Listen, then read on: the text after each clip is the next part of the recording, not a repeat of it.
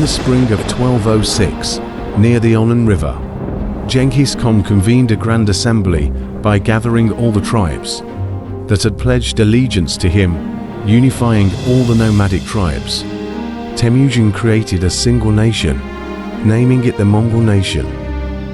During this assembly, Timujin, in addition to the previously acquired title of Khan, assumed the title of Genghis, and from that point on, he desired to be addressed as Genghis Khan. Before Genghis Khan, Mongol society was disorganized and chaotic.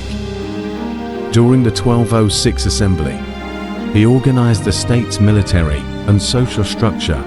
Genghis Khan, born as Timujin, 1162, August 18, 1227, was a Mongol commander and ruler, the founder, and the first Khan of the Mongol Empire. During his reign, Genghis Khan, who never lost a single battle, is considered one of the greatest military leaders in world history. In the early 13th century, he united all the nomadic steppe tribes in Central Asia, forming a nation under the Mongol political identity. During his reign, Genghis Khan, who never lost a single battle, is considered one of the greatest military leaders in world history. In the early 13th century, he united all the nomadic steppe tribes in Central Asia, forming a nation under the Mongol political identity. Genghis Khan conducted campaigns from 1206 to 1227 against the Western Jia and Jin dynasty in northern China, the Karakitan Khanates and Transoxiana in Turkestan, Khwarezm, Khorasan, and the Khwarezmshahs in Iran, the Georgians in the Caucasus, Russian principalities in the Deshtai Kipchak, and the Kipchaks and Volga-Bulgars. He emerged victorious in every war he waged, resulting in the establishment of an empire that stretched from the Pacific Ocean to the north of the Black Sea and the Caspian Sea. Born around 1162 near the Onon River in Mongolia, Genghis Khan's real name was Timujin. His father, Yasuge, was poisoned by the Tatars, a hostile tribe, when Timujin was only 9 years old. Timujin's tribe refused to accept the leadership of a young child, abandoning him, along with his brothers and mother, to death. They survived by fleeing and hiding in the harsh steppes of Mongolia. As a young child, Timujin killed his stepbrother in a fight over sharing the spoils of a hunted animal. At the age of 16, he married Bart, a member of an influential tribe. Through a prior agreement, by the age of 20, he had become a recognized and respected commander throughout Mongolia, gradually uniting the nomadic tribes. By 1206, unity was achieved in Mongolia under his leadership. Throughout his reign from 1206 to 1227, Genghis Khan conducted campaigns against the Western Jia and Jin dynasty in northern China, the Karakitan Khanates and Transoxiana in Turkestan, Khwarezm, Khorasan, and the Khwarezmshahs in Iran, the Georgians in the Caucasus, Russian principalities in the Deshtai Kipchak, and the Kipchaks and Volga-Bulgars, and he never lost a battle during his imperial rule. As a result, he established an empire stretching from the Pacific Ocean to the north of the Black Sea and the Caspian Sea. Using the decimal organization derived from steppe traditions, Genghis Khan created a meritocratic army based on individual abilities and superiority. His reputation as a great military leader was built on the importance he placed on intelligence through the postal system and spy network he established. Despite the destruction of many cities and the killing of millions during his campaigns, Genghis Khan codified rules known as the Yasa of Genghis, which prohibited torture, lying, theft, and adultery. The laws also mandated respect for artisans, doctors, educated individuals with specific skills, and religious figures of any faith, exempting them from taxes. Genghis Khan also took steps to ensure literacy among his people. He invited important figures from the Uyghurs to his capital, Karakorum, and adapted the Uyghur alphabet for the Mongolian language, urging the teaching of this script to children. This effort contributed to the written form of the Mongolian language. Genghis Khan died in 1227 on his way back from the campaign against the Tanguts in northern China. For unknown reasons, the location of his grave is still unknown to this day. According to a famous legend, he allegedly instructed that the location of his grave be kept secret before his death. Upon his death, his close relatives reportedly buried him in an undisclosed location, and everyone who attended the funeral killed themselves to ensure that the location of the grave remained unknown. However, this claim is widely considered to be fictional. Archaeologists today believe they are approaching the burial site of Genghis Khan. In the coming years, modern Mongolia might host a remarkable discovery. At the time of Genghis Khan's death, the territories he possessed were estimated to be 4 times the size of Alexander the Great's empire and twice the size of the Roman Empire. The empire he established spanned more extensive territories than any other country today, excluding Russia. After his death, it continued to expand during the reigns of his sons and grandchildren, becoming the largest contiguous empire in human history. In 2003, researchers published a study in the American Journal of Human Genetics, claiming that the genetic material of a man who lived approximately 900 years ago is found in 1 out of every 200 men today, totaling 16 million men across Eurasia. Examples range from Europe to Africa. Researchers concluded that the most logical explanation for the identity of this highly successful ancestor was Genghis Khan. This is because historical records indicate that Genghis Khan sought help from a Taoist sage from China to extend his life and, as a result, took many women into his protection during his conquests, engaging in sexual relations with them. Genghis Khan's lineage is shrouded in semi-mythological tales. The birth legend of his ancestors and himself is a significant document in Mongol mythology. The closest account to the time Genghis Khan lived is found in The Secret History of the Mongols, written in Mongolian in 1240, which reflects shamanistic influences. According to this historical text, Alangoya, who lived 10 generations before Genghis Khan, is considered the legendary great-grandmother of the Genghis Khan lineage. The myth in The Secret History of the Mongols suggests that after becoming a widow, Alangoya had 3 sons despite not remarrying: Genghis Khan and the Barkagin clan, to which he belonged, descend from the youngest of these children, called Badonkar. While the legend of Alangoya involves various tribes known as Niran, or the Children of Light, it is particularly associated with Genghis Khan's lineage. The Niran tribes include, in chronological order, the Barkagins, Genghis Khan's clan, followed by the Tajiats, Balas, Derbents, Salsiats, and several others. In 1140, Kobul, a member of the Barkagin clan, became the first leader of all Mongols with the title Khan. Genghis Khan's father, Yasa Bada, is his grandson.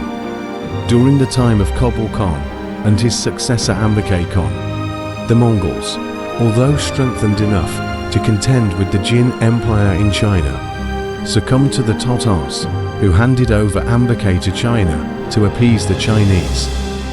In an unusual manner, Ambakay was put into a situation called the donkey on the throne and was crucified. Genghis Khan's great-uncle, Kutula, responded to this insult by launching a series of attacks on China and the Tatars, earning him the title of the Mongol Hercules.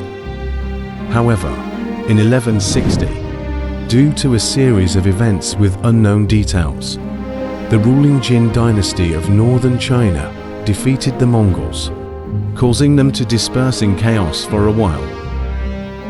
Yasa Bada, a grandson of Kobul Khan, emerged as one of the insignificant leaders among the impoverished and chaotic Mongols. attempting to strengthen the Mongols through alliances. One of the Mongols' western neighbors was the Karats, a Turkic tribe that had been Nestorian Christians for 200 years. The leader of the Christian Karats at that time was Tukrul, who had lost his throne due to internal issues in 1160. Yesaji, the leader of the Mongols, assisted Tukrul in reclaiming the leadership of his tribe. After Tukrul and Yesaji made a blood brotherhood oath, their alliance proved to be crucial in the resurgence of the Mongols. According to legends, one day, while hunting with his falcon on the banks of the Onon River, Yesaji came across a specially designated horse carriage meant for carrying brides. Yesaji fell in love with the girl sitting in the carriage at first sight. Taking his two brothers with him, they caught up with the slow-moving wedding carriage. The three brothers captured the newlywed bride, Helen, from the Olkanut tribe of the Ongirok clan. Helen, with no other choice, accepted Yesaji Barda as her new husband. Yesaji had married her with the belief that the son she bore would become a hero. Dulan Bolduk near Onan. The meaning of this name is Little Hill of the Spleen. After returning from a raid against the Tatars, Yesaji was greeted with the news that his wife Helen was pregnant. Sources suggest that during the birth of the baby, a bow and arrow were hung on Helen's door to prevent the entry of evil spirits, and it is claimed that close relatives and a female shaman served as midwives. The shaman would carefully examine the baby to look for a sign that could be interpreted as a prophecy about the future. According to legend, the baby was born with a blood clot in the palm of his right hand, which would later be naturally interpreted as a symbol of strength and shedding much blood. Yesaji Barda had captured a leader of a Tatar tribe named Timucin, who was his enemy. Inspired by this captive and the event, Yesaji Barda named his son Timucin.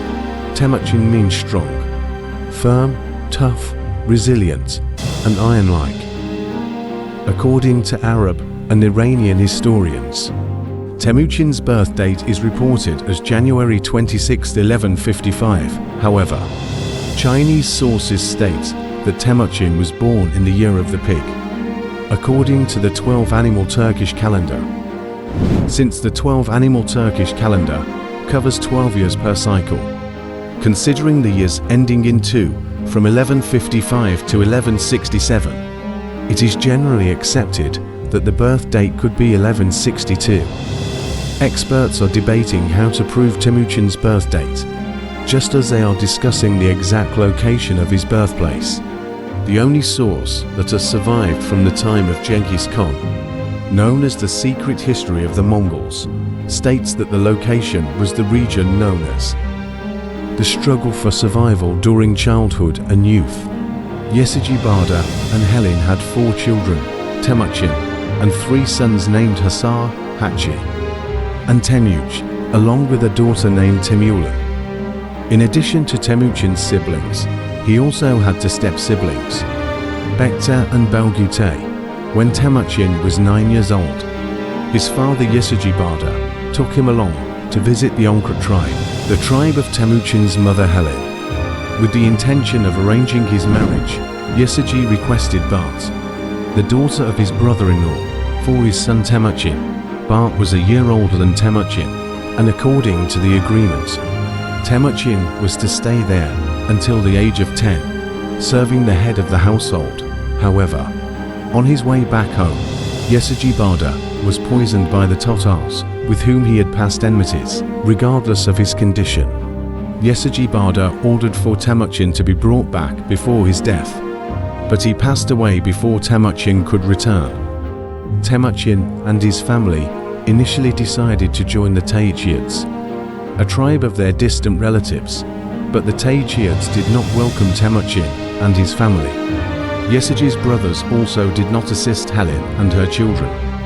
After a while, Yesaji's tribe decided to migrate, not wanting to be under the command of Timucin's mother Helen, a woman, settling in the forested slopes near Burhan Halden Mountain. Helen and her family lived by fishing in the river, gathering wild fruits and roots, as they could not have meat or milk. When Timucin was around 11 years old, he formed a close friendship with a boy named Jamuka from the Jajirat tribe. Eventually, their friendship deepened to the point where they swore to become blood brothers. At the age of 13, the rivalry between Timucin and his step-brother Bekta escalated, leading to Timucin killing Bekta as a result of a dispute during a hunting incident. Despite Bekta not being Helen's biological son, he was furious with Timucin for not uniting against the Tayichids.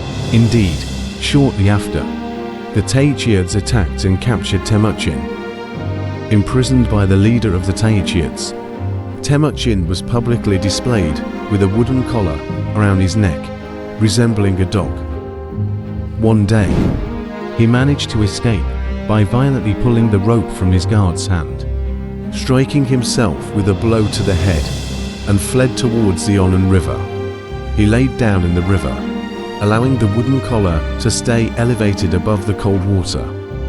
A man going towards his house downstream recognized Timucin. As soon as he saw him lying there, this man was Sohan Shira, who had hosted Timucin in his home after being captured. Seeing that Timucin was in danger, Sohan Shira suggested to the pursuers to double-check the places they had been searching. After the danger passed, Sohan Shira guided Timucin to his camp, where his family, wife, two children, and daughter treated him kindly. They removed the collar and shackles, fed Timucin, and dried his wet clothes. Later, they concealed Timucin in a cart filled with sheep wool. The next day, when the Tayichids came to Sohan Shira's tent, they searched everywhere, even under the beds. When they came to the cart filled with wool, just as they were about to see Timucin's feet, Sohan Shira convinced them to move on, questioning who would hide in so much wool on such a hot day. Eventually, Sohan Shira increased Timucin's chances of escape by providing him with food, drink, and a good horse, following the path to his mother's sanctuary near the upper reaches of the Onon. Timucin eventually reunited with his family. Timucin never forgot those who helped him during these challenging times, including Sohan Shira and his children, whom he later honored by giving one of them the rank of general. A year had passed since this incident. The family only had a herd and 9 horses left. One day, when Timucin's step-brother Belgute went outside the camp to hunt marmots, thieves stole the remaining 8 horses. Timucin mounted the last remaining horse and spent the next 2 days tracking the thieves. On the morning of the 3rd day, he encountered a young man named Bugurki, who was tending to a quite large herd of horses near a tent and an enclosure. Seeing the exhausted state of Timucin's horse, Bugurki insisted that Timucin exchange his nearly dying horse for one of the fit horses from his herd. As Timucin departed after exchanging horses, Bugurki suddenly made a decision and said, "Horse theft is a common problem for all of us. I will come with you." 3 days later, Timucin and Bugurki caught up with the thieves and the stolen herds. The 2 friends immediately sprang into action, rushing behind the herd. They cut the ropes of Timucin's horses, took them and fled at full speed. As they approached Bugurki's father's camp, Timucin said, "If it weren't for you, how would I have found my horses? Let's share these. Just tell me which ones you want." Bugurki, whose father was wealthy, declined, saying Timucin truly appreciated Bugurki's noble behavior, and Bugurki would later become his inseparable right-hand man, the head horseman of his horses, the commander of the armored brigade, and one of the greatest generals among the Mongols. When Timucin was 9 years old, he set out with his stepbrother Belgute to visit his father-in-law in the Kondraт region and inquire whether he still agreed to the marriage agreement, as arranged before his father's death, to conduct the wedding ceremony with Bort. whom he had been engaged to at the age of 9. They were warmly received, and the marriage took place. Although the exact date of the marriage is uncertain, it is suggested to be between 1178, 1180, and 1181. Around the time of Timucin's marriage to Bort, the Merkit tribe launched a major attack. In this attack, while Timucin managed to save his own life and headquarters, his newlywed wife Bort was kidnapped by the Merkits, crossing swamps and inflicting a heavy defeat on the enemy. Timucin couldn't rescue his wife, but this victory brought him great fame and reputation. Before Timucin's birth, his father Yasa Bada had sworn brotherhood with Tukrul, the leader of the Karik tribe, taking his brother Kasar and stepbrother Belgute with him. Timucin sought to gain a new ally. He explained their situation to Tukrul, who remembered the help he received from Timucin's father. Tukrul Khan warmly welcomed Timucin, addressing him as his son. Tukrul advised them to also visit Kamuka, the leader of the Kunga tribe, who was a blood brother of Timucin. The three brothers visited Kamuka and explained the situation. Kamuka, Timucin's blood brother, became furious and pledged to uphold Tukrul's commitment. Preparations for war against the Merkits were quickly completed. 3 days before the gathering, Kamuka arrived, notifying Timucin that they were ready. After Tukrul and the Karik forces arrived, the attack commenced. Upon hearing news of the attack, the Merkit tribes fled along the Selenge River. However, many were caught in the major assault. On the first night raid, Timucin informed Kamuka that Bort had been rescued and slowed down the attack. The birth of Joki. One of the surprising events during this time was the unexpected birth of a child by Bort, who had been freed from captivity by the Merkits. The newborn, named Joki, meaning guest, brought along questions about his paternity. Joki was born 9 months after Borte's rescue from the Merkits, raising questions about his parentage. In the future, Joki would be remembered as Timucin's eldest son. Although Timucin would have other children from different wives, those born to his first wife and empress, Bort, including Joki, Chagatai, Kagedai, and Tului, became his favorites. Timucin's children from his other wives were exempted from taking his place. In the early months of 1203, Timucin and Tukrul Khan joined forces to campaign against the Naimans, the ruler of the Naimans. Bayrak Khan, unable to withstand the combined forces, retreated to the Altai Mountains. After a pursuit, Timucin's forces caught up with him and killed Bayrak Khan. However, when Tukrul's son Sangam was about to be captured by the enemy, he was rescued by Timucin's forces. Tukrul then offered his son to be under Timucin's protection. Not stopping there, Timucin sought to strengthen their bond further by proposing that his eldest son, Joki, marry Tukrul's daughter, and in return, Tukrul's son Sangam would marry a girl from Timucin's family. However, Sangam rejected this proposal, considering himself superior. Timucin did not take this well. In the spring of 1203, Sangam, Tukrul's son, convinced his father to eliminate Timucin through deception. During this time, someone close to them, expecting a substantial reward from Timucin, revealed Sangam's plan. Upon hearing this, Timucin and his men immediately distanced themselves. Both armies prepared for battle, and news reached Timucin about the Karik's arrival. In the Halal Halsit desert, Tukrul and Kamuka were together, and since Tukrul was old, he handed over the command of the army to Kamuka. Before the battle, Timucin learned about the Karik's arrival in the Halal Halsit desert. Tukrul and Kamuka, allied, defeated the Karik tribe, forcing them to surrender. However, neither Tukrul nor his son Sangam was present on the battlefield. After the victory, the Karik people were subjugated, and individuals were distributed among various tribes. Tukrul and his son Sangam had fled to Kamuka's land. Tukrul tried to convince a carrot post to acknowledge him as their leader, but failing to do so, he was killed by them. Sangam fell victim to his advisor's betrayal. Despite his wife's pleas, Sangam's steward, who had enjoyed the good times with him, betrayed him. The steward went to Timucin, revealing Sangam's location. However, the steward did not find what he expected, and Timucin, rewarding his wife, but not sparing those who betrayed their own kin, made it clear that betrayal would not go unpunished. Capture and execution of Kamuka, along with those with him, had submitted to Timucin, and many tribes had become subject to him. Kamuka, having escaped falling into Timucin's hands, joined forces with the Naimans and Merkids to oppose Timucin, but failed.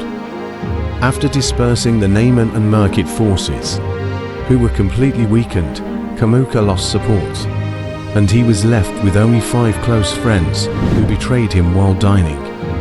Thinking that, like the steward, they would receive a substantial reward from Timucin, they captured Kamuka while eating and delivered him to Timucin. However, just like with the steward, Timucin showed no mercy to those who betrayed, issuing the order to execute them, stating that those who betrayed their own kin could be eradicated for all generations. According to the secret history, Timucin offered Kamuka to reconcile and be friends again. Kamuka refused, and asked to be killed in a manner befitting a noble, without shedding his blood, and requested that his body not be denied respect by being buried in a high place. Timucin responded that, although he wanted to spare Kamuka's life, since he refused, he would have him killed according to his own wishes. He ordered Kamuka to be killed by breaking his bones. The Keshik reflected Genghis Khan's desire for soldiers to have loyalty to these units, especially at the Mingan level, rather than to their own tribes. Genghis Khan, with the same mindset, created a sense of great honor for those who could join the Keshik. His ability to redirect loyalty from tribes to himself was another testament to Genghis Khan's talent as the elimination of Tukrul and Kamuka, and the consolidation of Merkids, Naimans, Karaites, Tatars, and other smaller tribes under the leadership of Timucin, made him the sole power in the Central Asian steppes. In the spring of 1206, at the sources of the Onan River, he convened a great assembly, bringing together all the tribes that were connected to him. Timucin united all the nomadic confederations and created a single nation, naming this nation the Mongol nation. From that point on, he became the absolute ruler of the Mongols. The most significant decision of the 1206 assembly was Timucin's assumption of the title Sengiz in addition to the title Kokun he had previously received. From this date onwards, he preferred to be addressed as Genghis Kokun or Genghis Khan. In fact, the pronunciation in that era was Genghis Khan. At this time, Timucin was 44 years old. Before Genghis Khan, Mongol society was disorganized. In the 1206 assembly, the state's military and social organization was established. Genghis Khan appointed Mukulai as his chief deputy, Bugaki as the head of the cavalry units, and Selm and Subutai as captains. Sorhan Zira, who had saved him from the Taisiates, became Genghis Khan's aide and arrow carrier, along with his 2 sons.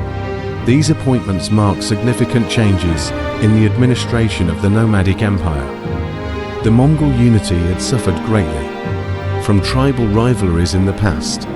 Genghis Khan would now appoint individuals based on merit rather than tribal hierarchy, with loyalty being the key.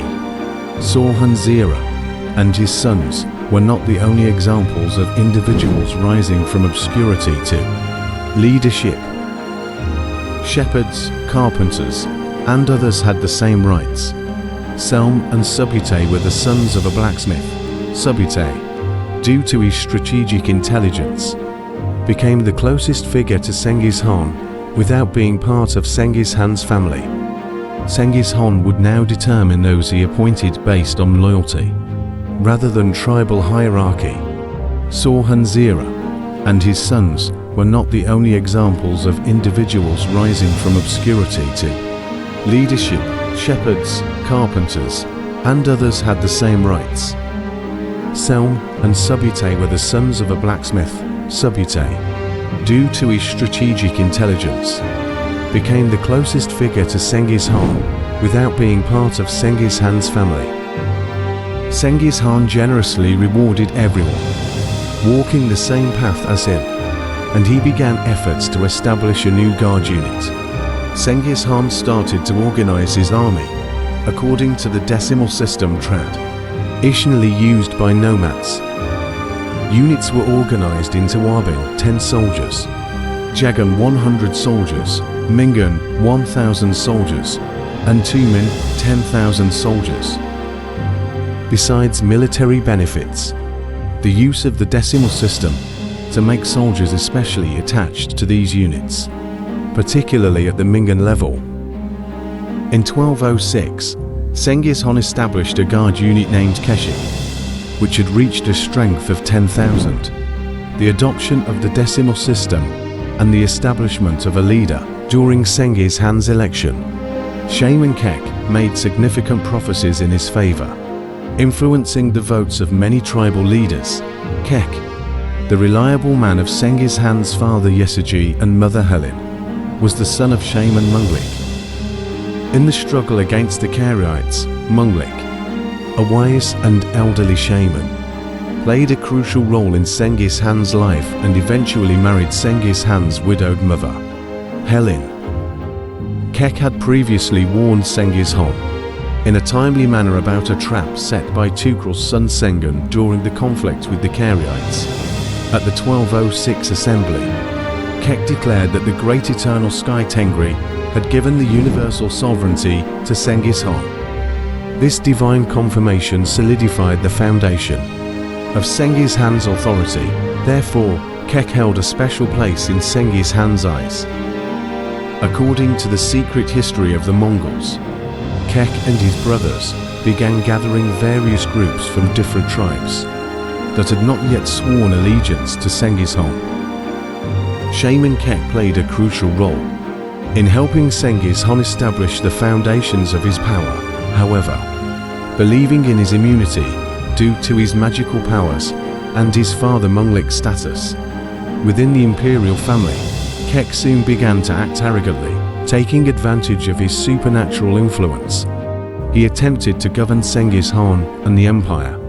He fought with Genghis Khan's brother Khosar and claimed that Gek Tengri had revealed a command to him. First, Timucin would rule, and then Khosar would come. If you don't eliminate Khosar, you are in danger. This revelation sowed doubt in Genghis Khan's mind about his brother Khosar, who was eventually saved from Genghis Khan's wrath through the intervention of his mother Helen. Kokchu also quarreled with Genghis Khan's youngest brother, Timujin, insulting him in public. Genghis Khan's wife Bart warned her husband about Kokchu's actions. Genghis Khan finally understood the situation and allowed Temujin to be freed from the shaman's influence. 3 guards appointed by Temujin executed Kokchu by breaking his spine without shedding his blood.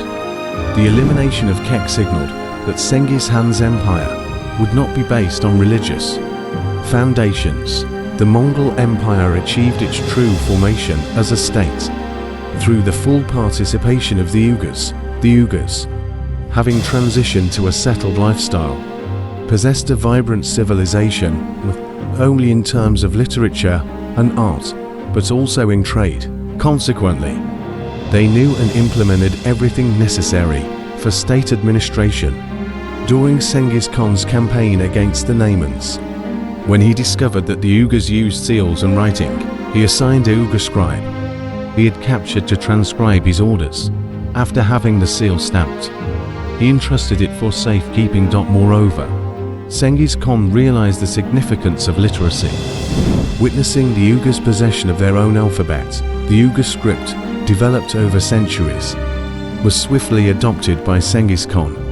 He instructed the Uighur scribe to adapt this script for the Mongolian language and to teach it to his 4 sons, commencing with internal family education. The Uighur script soon became widespread throughout the entire Mongol Empire. The mutual attraction between the Uyghurs and Mongols led Uighur ruler Barkok to send envoys to congratulate Genghis Khan, who reciprocated by inviting him to Karakorum.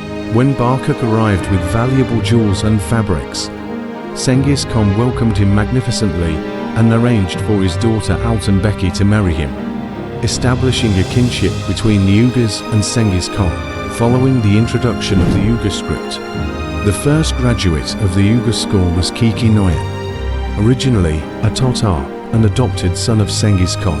Genghis Khan assigned him the task of transcribing laws and values, resulting in the famous Yasa, recorded in a blue book with white pages, consisting of 33 volumes.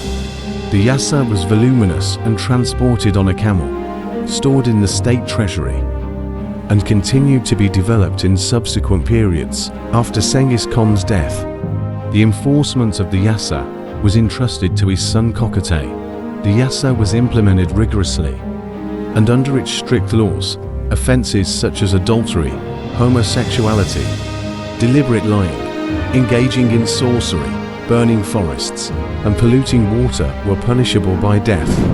Alcohol use was allowed 3 times a month for those unable to quit. The Yasa emphasized equality for all religions, refraining from favoring any particular sect. It also granted exemptions from taxes to the poor. Religious scholars, physicians, scholars, and temples dedicated to God. The original text of the Yasa has not survived, but its content is known through the works of 14th century Arab travelers, 13th century Armenian historians, and 15th century Iranian historians. After the Kurultai, Genghis Khan assigned his eldest son, Joki, with the task of bringing the northern forest tribes under his control in 1207, entrusting him with the right wing of the army. Joki demonstrated excellent diplomatic skills and a strategic approach, successfully aligning the forest tribes, the southern regions of Siberia, and the Kyrgyz people to his cause before returning.